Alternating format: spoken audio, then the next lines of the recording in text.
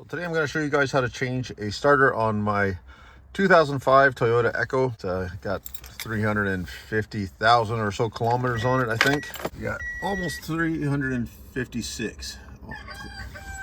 We'll turn off the radio here because we got chickens crowing, or roosters crowing apparently. The other day it was getting hard to start. I thought my battery started to go, but it was kind of just a little more random than I expected in typical battery. So you can see when I turn the key here, we got nothing. Everything else is working okay. And I did a jump start on it, and that worked. But I'm not sure if you guys know this or not, but sometimes when a solenoid starts going bad on a starter, you can have enough juice to still jump that solenoid once you put a jump starter on it. So, or a booster pack, or jumper cables from another car. I tested the battery at work. Battery turns out it was a little bit low, but probably just from me trying to start it too many times. And but it was not bad at all. Gave the starter a whack with a piece of metal at work and was able to get home. Now I'm got myself a new starter, and I'm going to show you how to change that.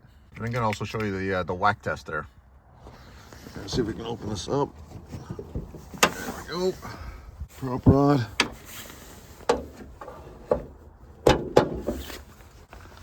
Starter's right down there, right underneath the intake manifold, nice and easy to get to. I've got a remote start on this thing, so I can kind of do this one-person style.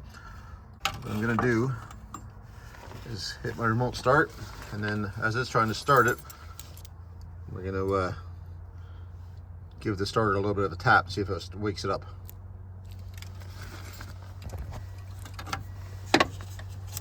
That's all it takes. We got it running. We'll go get our Tim Hortons coffee, and then we'll take it into the shop and get it changed out. Well, before we can get the Toyota Echo in the shop, we got to get the Cavalier out of the shop. So, see how this thing starts. It's about 0 degrees in Canada today, which for you Fahrenheit guys, that's about 32 if I remember correctly.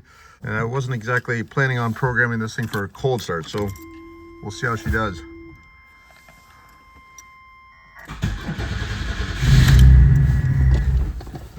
Not bad. I think I need to start on this one too.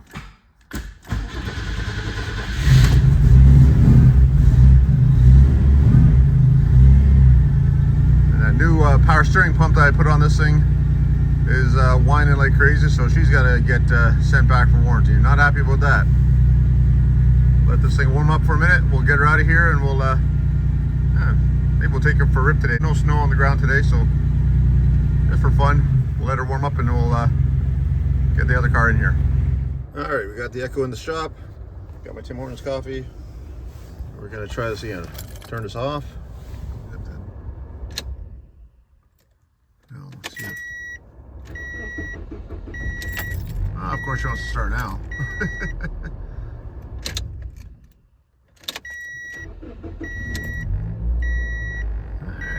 Gonna say anyways, first thing you always want to do with these kind of things is check your wiring, make sure everything is good that way. Check your battery connections, check your starter connections, make sure everything looks good there, because you could just have bad power. This thing, like I said, it's got 350 something thousand kilometers on it, so it's well past due.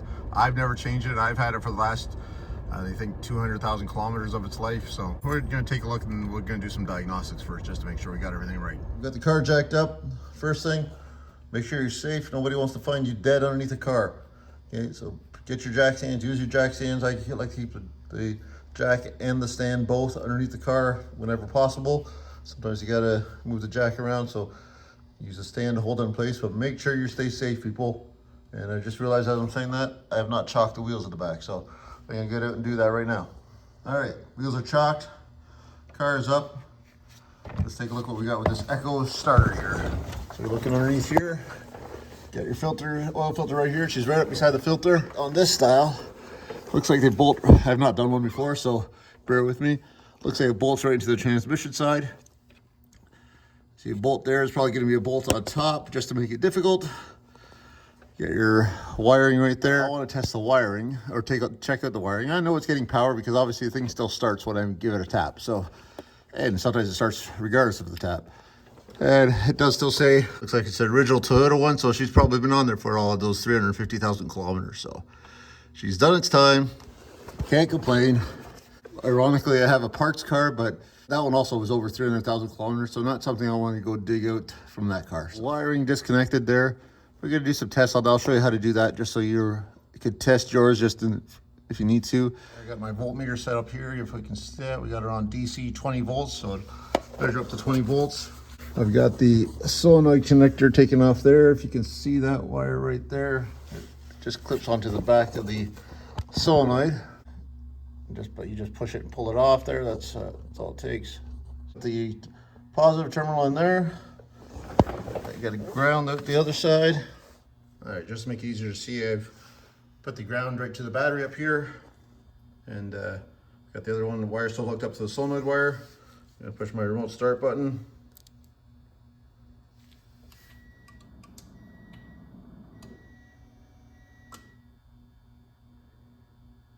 And I don't see anything. Take two. Push the remote start. We'll see if it works this time. There we go. There we go. See, he's gonna try to start it once. Should try, I think, 3 times. Yeah. So we know we're getting voltage. There's the 3rd time. So we know we got lots of voltage going to the solenoid. So we know the starter's bad, basically. Whenever you're doing electrical work, we do recommend disconnecting your battery, especially doing starters. It's real easy to accidentally jump the post there and get arcs and sparks. So we're gonna disconnect the negative, and maybe they'll do it the right way because now we're tightening the thing.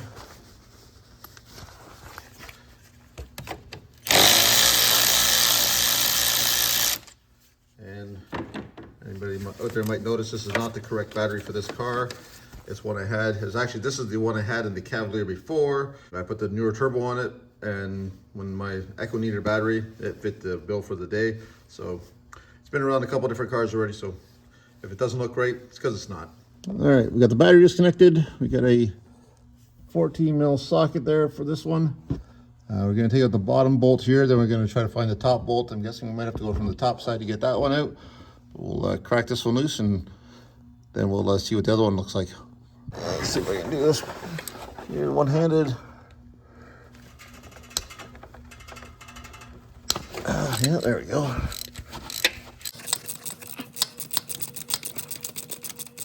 And we'll get the battery power tools.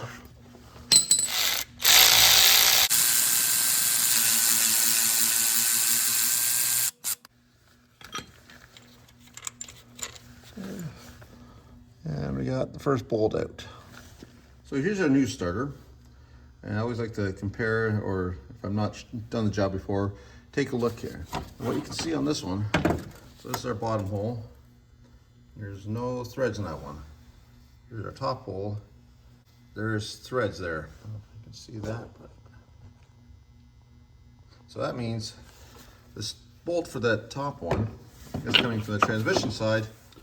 All right, I think the best way to get to that top bolt, you got your air cleaner here.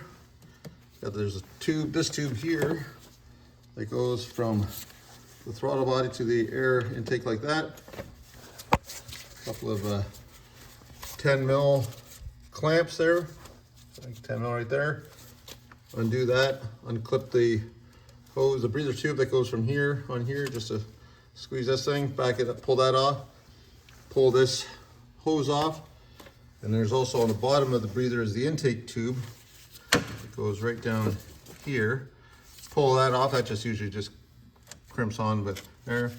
And you can see, let's see if I can get this down where you can see it. See if I can go like this. Maybe. And there's the bolt you want right down there. 14 mil with an extension. And we should be able to get that out there fairly simple. Not exactly simple, but not terrible. Now I'm just thinking before we get that bolt all the way out of there, we might want to get the electrical connection loose there. So just that one here, I think we just pull that back. Yep, you can see a nut in there. You gotta disconnect that. And that one is a 12 mil on the back side of that one. So there, see if we can crack that nut loose while it's still attached. And the top bolt is out. Now we got a starter still staying in there. So we'll just have to, should just be pulling it out from the bottom now. So we'll take a look underneath and we'll get it out of there. Let's see if I can get this out one-handed. Maybe. Like I said, I haven't done this one before, so there she goes. Just seized up in there. And there you have it. One Toyota starter. So I've mentioned before that I work in the auto parts business, and I always tell everybody, compare your parts before you put them back on. It's a lot easier for us to get you a new one. If you can bring the old one in with you, it's even better, because then we don't have to charge you the core charge. And we can also compare it, because on the Toyota Echo, there is 2 different versions. Depending on the listing or the system that they have, you got a 1.6 kilowatt or 0.8 kilowatt version. And basically the difference is it's automatic or standard, but not all systems listed that way. So they are not interchangeable. The automatic one is the 1.6 kilowatt. The standard one is the 0.8 kilowatt, and they are different teeth. So flip these over. There's a 9-tooth and a 10-tooth version. So we cannot just give you the wrong one and have it work, and it's gonna wreck your flywheel, wreck your starter, and it's not gonna work, and nobody's gonna be happy then. So we're gonna count the teeth on here, make sure they match before we put it on. If it's not, we're taking another drive back to work. All right, these are both 10-tooth starters, so we should be good. Now we just gotta get her mounted back up in there and bolt her back up, hook up the electrical, put the air breather stuff back in, and Bob's your uncle. All right, before you, let me see if I show you something here. Before you put it back together, make sure this surface here is nice and clean, because it's gonna ground, it grounds through the body on starter. So you wanna make sure that you got a good ground here, a good mating surface there. Otherwise you got problems with the grounding out, or not grounding out properly, I should say. And another thing I noticed while I'm in here, looks like I've got a leaky oil pressure sending unit. You know, while you're in there, always take a look for other stuff. You can see I've got oil leaking down here. Hasn't made it all the way to the bottom of the oil pan, but I know it wasn't that bad when I did my last oil change. So looks like my oil pressure sending unit. Let's see if I can get you a good visual on that. She's getting starting to seep a little bit there, so that's going to be on my list of things to do next, I guess. Yeah, I've got it all kind of dig the wire, brush to it, scraped it all up, cleaned off some brake clean. For those of you that are not in Canada, beginning of last year or beginning of 2024, the Canadian government changed what we were allowed in our chemicals, I guess. I'm not sure exactly what it was. I'll have to look it up. I'll post it up here if I can find it. But basically, long story short, our brake clean here is no longer the good stuff. It's not as strong as it was last in 2023. And so it is not nearly as effective, and it doesn't dry as quick, but it is what it is. The government's deemed that something in there is not good for us, so I guess I can't blame them, but I like that. I miss the old brake clean. That's all I'm saying. We got the new starter in there, mounted with just 1 bolt for now, just so we can, he's only kind of not quite torqued up, but a little bit, just so it can still move if it has to, just to get the top bolt in there, because I don't want to completely tighten it up and then not have the top one line up first. So we'll go up on top and put the other one in. All right, can't really show it to you because my camera literally won't fit down there, and I got the wrong socket here. We're gonna got her just hand started in there. Gonna get to the right socket. All right, now we got the 14 mil back. We're gonna reach down in here. Gonna get it started on that one. I get the battery powered Walmart special. And I'm going backwards. I just dropped it all. Now if I got my lovely ratchet here going the right way, my, what is it, Hyper Tough. Let's see if we can do this again and do it the right way this time. There we go. All right, so we got the starter torque down. What you want to check for, make sure that that is sitting flush against the transmission or against the block, depending on how it mounts. Otherwise, it's either, it could get hung up somewhere. You could end up tightening down those bolts and cracking off the ears or the flange there. Make sure it's all lines up nicely before you tighten it all down for the final time. Okay, and we just got to hook up the electrical on the back side there, and we're good to go. Now, before I put this on, I want to check, make sure there's no corrosion or anything on these connections. That can always cause problems. So I'm going to take the wire brush again. I'm going to try to clean that up as best I can. It's kind of hard to get to, but again, save yourself any guesswork or headaches down the road. Try to make sure you got all good clean electrical connections. Here's another thing I hate. Okay, so we got brand new rebuilt starter, whatever it is. It's got a new nut on the back side there for the electrical connection. So the old one, as I said, was a 12 mil socket. Got that off. Go get the 12 mil socket from the old one, and of course, it's not the same size. Why can't we make them the same size? That's something so simple that just frustrates the crap out of people when they're putting this stuff on, because now you got to go find another socket. You don't know what size it is because you didn't think to check it beforehand. And again, is it 13? Is it 14 mil? Who knows? But just another pain in the butt from the parts industry. Oh, would you look at that? It's a 13 mil. Lovely. All right, we got the electrical hook back up. I was able to clip the solenoid wire in from the top here so I didn't go back underneath. And we just got to hook up our air intake tube again to there and put all that back together. If we don't put it back on, we'll get an engine code because the mass airflow sensor on these ones, so it'll be sucking in unmetered air. So we got to put that back on.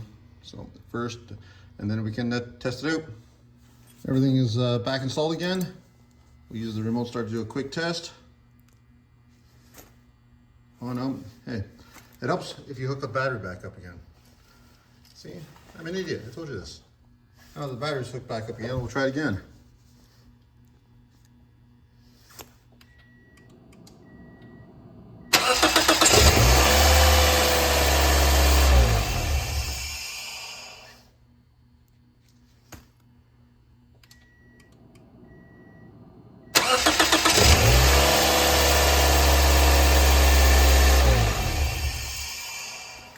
So far, so good. Well, I'm in here, I do have to fix my battery. It looks like one of the J hooks on the bottom came loose. I probably didn't have to tighten up into it enough. You can see this side's not on there but quite well, and this one's too loose. And completely came unhooked there, so we'll fix that before we wrap this up. But that is pretty much how you change a starter on a Toyota Echo 1.5 liter engine, 2005. They're pretty all the same all the way, I think, from 99 to 05. The Yaris is probably the same. Some of the Scions or Scions, or however you say it, are probably the same as well. So hopefully this helped you out, and appreciate you watching. If you like it, let me know and let your friends know. Share it, comment, I'll do all that stuff. Subscribe. I appreciate it. We're over 500 subscribers now. And thanks everyone for watching. We'll talk to you in the next one. See ya. Bye-bye.